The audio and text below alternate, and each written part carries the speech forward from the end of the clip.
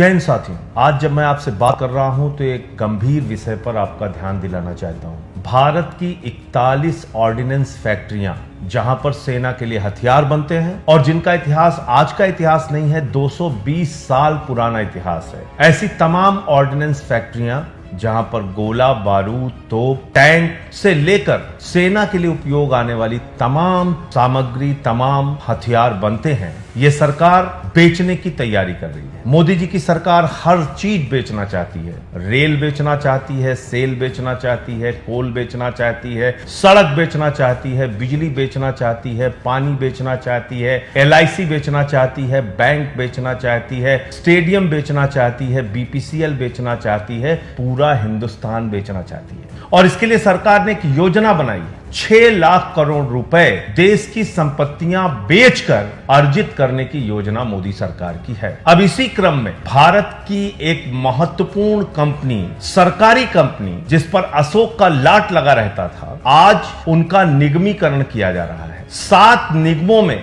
41 हिंदुस्तान की आयुध फैक्ट्रियों को, 41 हिंदुस्तान की हथियार बनाने वाली सरकारी कंपनियों को डाला जा रहा है, उनका निगमीकरण किया जा रहा है।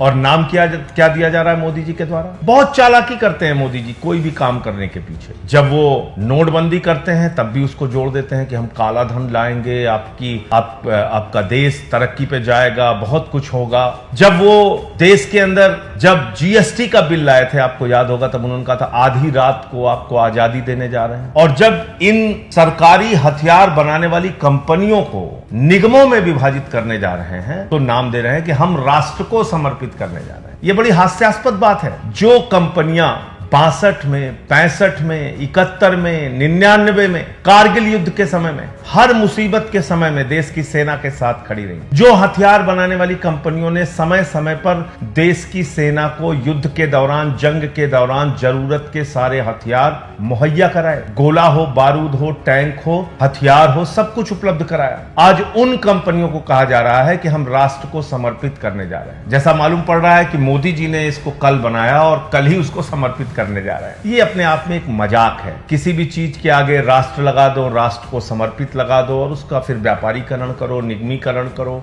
उसको बेचने की तैयारी करो, उसमें प्राइवेट प्लेयर्स को लाओ, उसमें निजी कंपनियों को लाओ, उसके शेयर बेचो और धीरे धीरे करके इन कंपनियों को बेच दो। ये मोदी जी की योजना रहती है। 1 लाख करोड़ की संपत्ति है। अगर हम इन तमाम सरकारी हथियार बनाने वाली कंपनियों की संपत्ति का आकलन करें तो लगभग 62,000 एकड़ जमीन और 1 लाख करोड़ की संपत्ति है। धीरे धीरे करके इसको बेचने की तैयारी है। हम सबको समझना होगा, जागना होगा कि क्या यह देश ऐसे ही बिकता रहेगा? क्या यह देश ऐसे ही बर्बादी की कगार पे पहुंचता रहेगा? क्या इस देश की तमाम मुनाफे वाली कंपनियों को निजी हाथों में बेच दिया जाएगा और सबके पीछे राष्ट्र का भला, देश का भला जैसे बड़े बड़े शब्दों का इस्तेमाल करके आपको और हमको मूर्ख बनाया जाएगा? इससे हमें सावधान रहने की जरूरत है। अभी आपने देखा कि किस प्रकार से कोल संकट पैदा कर दिया गया, एक प्रायोजित कोल संकट, जबकि भारत कोल के उत्पादन के मामले में, यानी कोयला के उत्पादन के मामले में दुनिया का दूसरे नंबर का देश है। भारत की कंपनी कोल इंडिया नंबर 1 की कोयला उत्पादन करने वाली कंपनी है और उस देश में कहा जा रहा है कि कोयले का संकट पैदा हो गया। क्यों?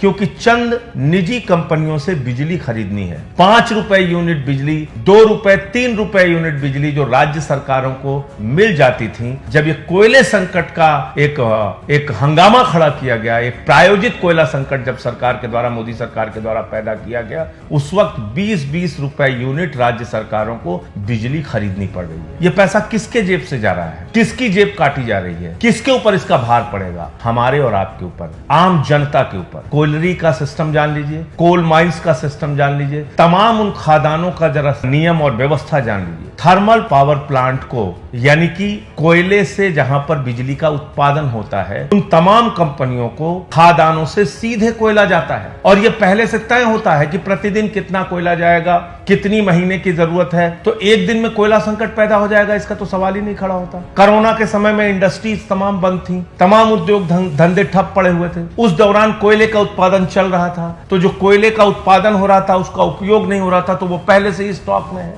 कोयले का उत्पादन पिछले साल की तुलना में इस साल बढ़ा है, बावजूद इसके कोयला संकट क्यों पैदा किया जाता है? क्योंकि निजी कंपनियों से, मोदी जी की चहेती कंपनियों से बिजली महंगे दामों पे खरीद कर उनको हजारों करोड़ का फायदा पहुंचाना है। इसके साथ साथ कोयले का संकट बताया जाएगा तो फिर औने पौने दामों में पर्यावरण के नियमों को ताक पर रखकर नए कोल ब्लॉक्स यानी कि नए कोयला खदानें चंद पूंजीपतियों को दी जाएंगी। अडानी को, अपने मित्रों को मोदी जी कोयले की खदान देंगे। इसी तरह की योजना इनकी भविष्य की है। तो हमको आपको ये सोचना होगा कि क्या हथियार बनाने वाली, सेना को हथियार देने वाली इन फैक्ट्रियों को अगर निजी हाथों में दिया गया, प्राइवेट हाथों में दिया गया, युद्ध के समय में कोई भी विदेशी ताकत, कोई भी हमारा दुश्मन देश, वो सरकार की चिंता किए बगैर इन निजी कंपनियों को मैनेज कर सकता है, इन निजी कंपनियों को अपने साथ मिला सकता है। और आप कल्पना कीजिए कि उस वक्त देश की सुरक्षा के साथ कितना बड़ा खिलवाड़ होगा,